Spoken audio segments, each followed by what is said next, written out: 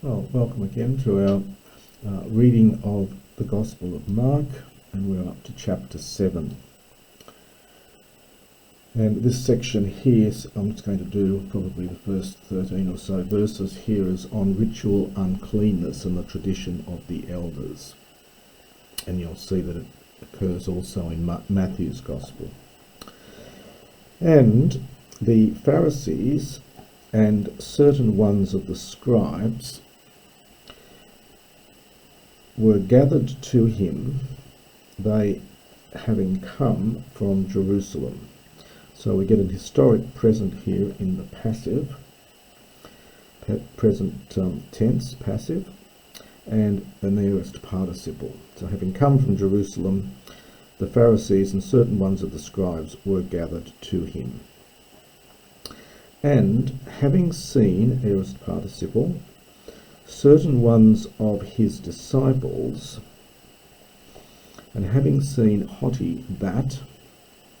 Now our main verb is on the next line here, estheusi. This is present from estheo. They eat bread, and then back here koinos kersin, literally with common hands, but common in the sense of unclean.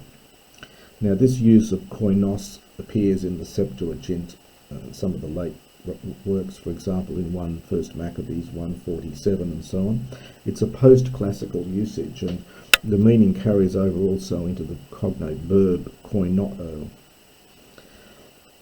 So with unclean hands, and then he explains what that means. Tout estin, that is, with aniptois, with unwashed hands. This is alpha privative with that nipto, to wash, niptomai, so with unwashed hands. Then we get an explanatory gar here for the Pharisees and all the Judeans, all of the Jews. Now this next bit is somewhat tricky and no really satisfactory explanation has been given. We need to go to the next page, I'm afraid, to get the main verb. So I'll just flip across here. So they do not eat, uk estheusin. So they do not eat. Now the ame, except, so unless, nipsontai is the aorist middle subjunctive, so unless they wash, this is from niptomai, unless they wash their hands, on the next page. Pugme, and you'll see there's a variant reading here of pugna, seem to have caused problems for a long time. The word literally means the fist, and it may mean, this is just a suggestion here, if it's fist, it may mean the wrist, and it may have the sense here of you could wash your hands by just dipping your fingers into a bowl of water, a bit like we often do. We have a water bowl on the table to wash the ends of your fingers if you've been eating with your fingers. And the sense here might be that you've got to just do more than that. You have to wash your whole hand all the way up to the wrist. So, as I said, there's no satisfactory explanation has been given. There's one suggestion. So the Pharisees and all the Judeans do not eat unless they wash their hands. And I'm going to translate this all the way up to the wrist for pugmer. The variant reading here is pugna, which simply means frequently.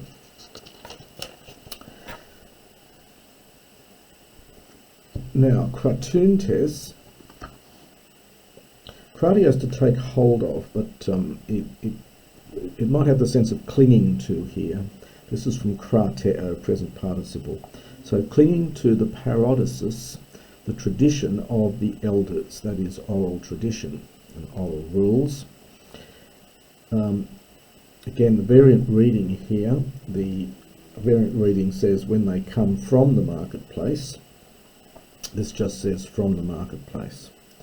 So I'll translate what's written here. They do not eat, understand anything from the agora, from the marketplace, ean me, unless they wash themselves. So this is the aorist subjunctive middle, baptisontai from baptisto. Aorist's middle subjunctive here. Kai alla polla estin, neuter plural singular verb, and there are many other things which they receive. This from paralambano, often used to receive in the sense of receive tradition. And then we get kratein, which is probably an epexegetic infinitive. That is, it's not part of the main structure here, it's added on the end. So again, to cling to. So there are many other things which they have received for the purpose of clinging to. So as to cling to. The infinitive was originally an old dative type ending. If you go back into very, very early Greek, and so it's almost used as a dative for clinging to. And this usage from much earlier Greek survives in this exegetic infinitive. And then he lists various things: the baptismus, the washings of cups, and xeston. Now this may be a Latinism. It possibly formed from the Latin sextarius, meaning a jug or pitcher. So the washings of cups and pitchers, jugs, and chalkeon is a copper vessel, possibly you might translate kettles or something. And then not in all the manuscripts, kai klinon, and of beds. And the Pharisees ask him, this is from eperotao, it's not subjunctive, it's contracted, eperotao. The Pharisees and the scribes ask him, historic present, Diati, why do your disciples not peripatusin, walk? Peripatio is just to walk around, to wander around. We get the word peripatetic in English from this. But this is a Hebraic usage. It is the word used in the Septuagint to translate the Hebrew halak. Halak is to walk, but to conduct yourself in that metaphorical sense. So why do your disciples not, conduct themselves, literally walk, according to the tradition of the elders? And estheusin, they eat bread, koines kesin, with unclean hands. And he said to them, well did, we're going to get this construction again a little bit later down here, so it's slightly sarcastic. Well did Elijah prophesy regarding you, so that's aorist there, regarding you hypocrites. Hippocrates was originally an actor, someone who answers, hypocrinomized to answer. So it was originally used as a theatrical term. Someone who answers the chorus was an actor, and Hippocrates then becomes an actor, and then it has the sense of someone who says one thing, but in fact is not the true person saying it because they're an actor, and hence comes to mean hypocrite in the modern sense, and that's where we get the word from in English, of course, but originally actors.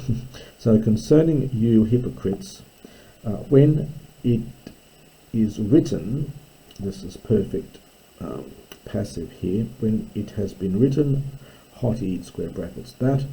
And now we get a quotation from Isaiah 29:13, and it's directly from the Septuagint. So this people honours me with their lips, but their heart is distant from me far. So apeko is a standard word to be distant from, perfectly good classical word. So their heart is far from me.